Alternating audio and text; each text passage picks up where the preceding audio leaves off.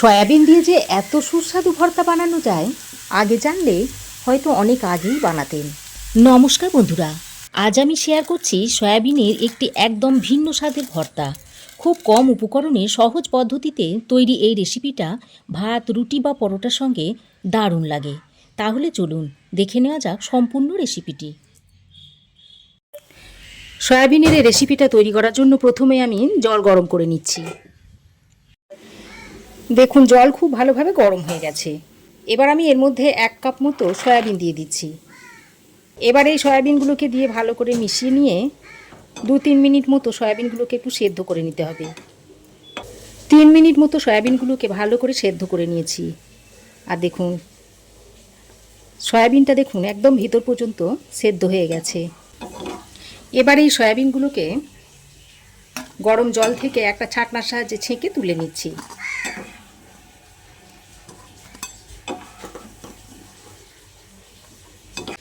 দেখুন সয়াবিনগুলোকে জল থেকে ছেঁকে তুলে নিয়েছি। এবার এই সয়াবিনটাকে ঠান্ডা জল দিয়ে ভালো করে 2-3 বার ধুয়ে নেব। এতে করে সয়াবিনের মধ্যে যে কাঁচা একটা গন্ধ থাকে সেই গন্ধটা চলে যাবে। এবার আমি 1 মুঠো মতো বাদাম দিয়ে দিচ্ছি। এই বাদামগুলোকে আমি ভেজে নিচ্ছি। বাদামটাকে কিছুক্ষণ ভেজে নেওয়ার পর এর মধ্যে দিয়ে দিচ্ছি 1 চামচ পরিমাণ সাদা তিল। এবার এই সাদা তিলটাকে দিয়েও বাদামের সঙ্গে আরও কিছুক্ষণ ভেজে নিচ্ছি। বাদাম তিলটা ভালো করে ভাজা হয়ে গেলে এখন এটাকে একটা পাত্রের মধ্যে ঢেলে নিচ্ছি। এবার আমি এই তিল আর বাদামটাকে বেটে নেব, তার জন্য একটা মিক্সিং জার নিয়েছি। এবার এই মিক্সিং জারের মধ্যে তিল আর বাদামটাকে ভরে নিচ্ছি। প্রথমে আমি শুকনো করে এরকম গুঁড়ো করে নিয়েছি। এবার আমি এর মধ্যে অল্প পরিমাণে জল দিয়ে এই রকম মিহি করে দেখুন বাদাম আর তিলটাকে বেটে নিয়েছি। এবার দেখুন এই সয়াবিনগুলোকে ঠান্ডা জল দিয়ে 2-3 বার ভালো করে ধুয়ে নিয়েছি। আর এর থেকে জলটা চিপে কিন্তু বার করিনি। এর মধ্যে যে জলটা রয়েছে ওই জলটা দিয়েই সয়াবিনটাকে বেটে নেব। তার জন্য ওই যে মিক্সিং জারটার মধ্যে তিল আর বাদামটা বেটে নিয়েছিলাম ওর মধ্যেই আমি সয়াবিনটাকে দিয়ে দিচ্ছি। তারপর সয়াবিনটাকে আমি ঠিক এই রকম করে বেটে নিয়েছি। এবার আমি ফ্রাই প্যান গরম করে দিয়ে দিচ্ছি সরষের তেল। এবার তেলটা ভালোভাবে গরম হয়ে এলে এখানে আমি প্রথমেই 4টে শুকনো লঙ্কাকে বোটা সমেত এই গরম তেলে ভেজে নিচ্ছি। আর এই লঙ্কা 4টাকে আমি একটু মুচমুচে করে ভেজে নেব। তো দেখুন লঙ্কা 4টাকে মুচমুচে করে ভেজে আমি তুলে নিচ্ছি। দেখুন 4টে লঙ্কা আমি মুচমুচে করে ভেজে তুলে নিয়েছি। এবার আমি এই তেলের মধ্যে দিয়ে দিচ্ছি 1/2 চামচ পরিমাণ কালো জিরে। কালো জিরেটা ফুটে উঠলে এর মধ্যে দিয়ে দিচ্ছি কুচনো পেঁয়াজ। এখানে আমি একটা মাঝারি সাইজের পেঁয়াজকে মিহি করে কুচিয়ে দিয়েছি। এবার পেঁয়াজটাকে দিয়ে তেলের সঙ্গে ভালো করে একটু ভেজে নেব। ভাজতে ভাজতে এর মধ্যে দিয়ে দিচ্ছি কুচনো কাঁচা লঙ্কা। কাঁচা লঙ্কাটা দিয়ে পেঁয়াজের সঙ্গে আবারও ভালো করে মিশিয়ে নিচ্ছি। তো পেঁয়াজ কাঁচা লঙ্কাটা ভালো করে ভেজে নিয়ে এবার আমি এর মধ্যে দিয়ে দিচ্ছি বড় চামচের 1 চামচ পরিমাণ আদা আর রসুন গ্রেট করে। আদা রসুনটা আমি গ্রেট করে দিলাম, আপনারা বেটেও দিয়ে দিতে পারেন। তো আদা রসুনটা দিয়ে আবারও পেঁয়াজের সঙ্গে ভালো করে একটু ভেজে নিচ্ছি যাতে আদা রসুনের কাঁচা গন্ধটা চলে যায়। এখন আরও 1-2 মিনিট মতো আদা রসুনটা দিয়ে ভেজে নিয়েছি। এবার আমি এর মধ্যে দিয়ে দিচ্ছি একটা বড় সাইজের কুচনো টমেটো। আর এই ভর্তাতে টমেটোটা আমি একটু বেশি পরিমাণে দিলাম।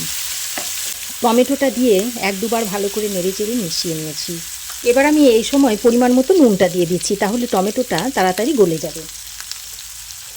নুনটা দিয়ে আবারও সব কিছুকে ভালো করে মিশিয়ে নিচ্ছি।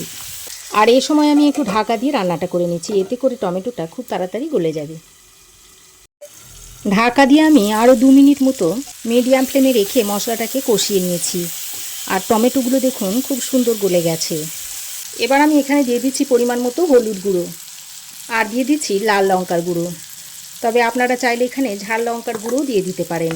এবার হলুদ আর লঙ্কার গুঁড়োটা দিয়ে টমেটো ও পেঁয়াজের সঙ্গে ভালো করে কষিয়ে নিচ্ছি।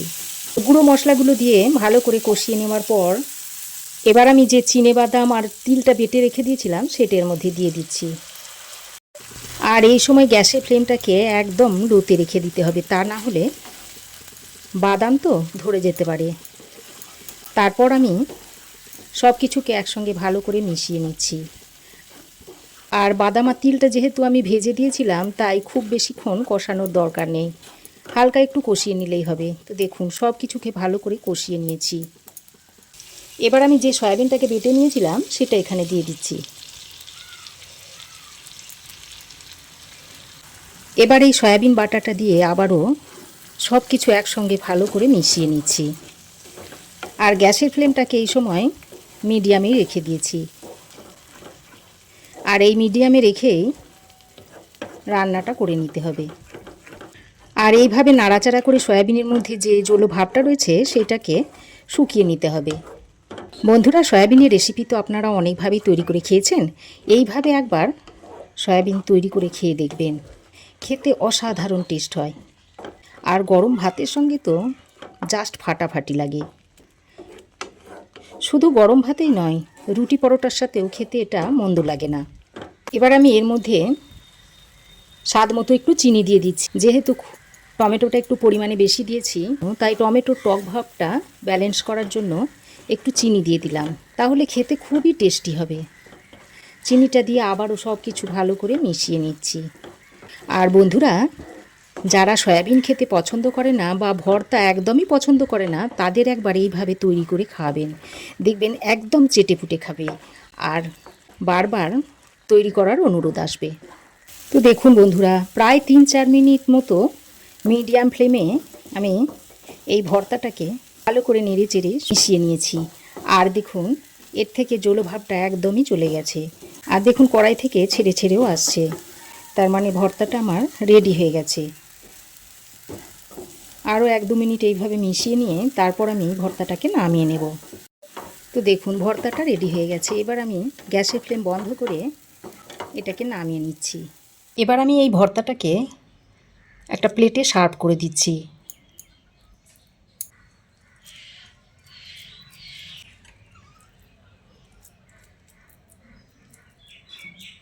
এবার যে শুকনো লঙ্কাটা নুন দিয়ে চটকে রেখে দিয়েছিলাম, তার থেকে অর্ধেকটা এইভাবে আমি দিয়ে দিচ্ছি। আর উপর থেকে আরও একটু সর্ষের তেল এইভাবে ছড়িয়ে দিচ্ছি। তারপর আমি এই ভর্তার সঙ্গে একসঙ্গে ভালো করে মিশিয়ে নিচ্ছি।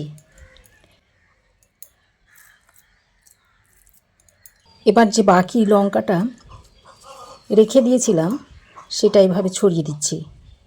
আর যে শুকনো লঙ্কাটা তুলে রেখে দিয়েছিলাম সেটা এইভাবে মাঝখানে দিয়ে দিচ্ছি। সব শেষে আরও একটু কাঁচা সর্ষের তেল এইভাবে উপর দিয়ে ছড়িয়ে দিচ্ছি। আর কাঁচা সর্ষের তেল না দিলে ভর্তা একদমই অসম্পূর্ণ থেকে যায়, তাই অবশ্যই কাঁচা সর্ষের তেলটা ব্যবহার করবেন। আশা করি আজকের এই সহজ ও সুস্বাদু সয়াবিনের ভর্তার রেসিপিটি আপনাদের ভালো লেগেছে। যদি ভালো লাগে তাহলে ভিডিওটি লাইক করুন, আপনার মতামত কমেন্টে জানাতে ভুলবেন না। আর এমন আরও নতুন নতুন ঘরোয়া রেসিপি পেতে আমাদের চ্যানেলটি সাবস্ক্রাইব করে পাশে থাকা বেল আইকনটি অন করে রাখুন। আজ এ পর্যন্তই, আবার দেখা হবে নতুন একটি রেসিপি নিয়ে। ধন্যবাদ।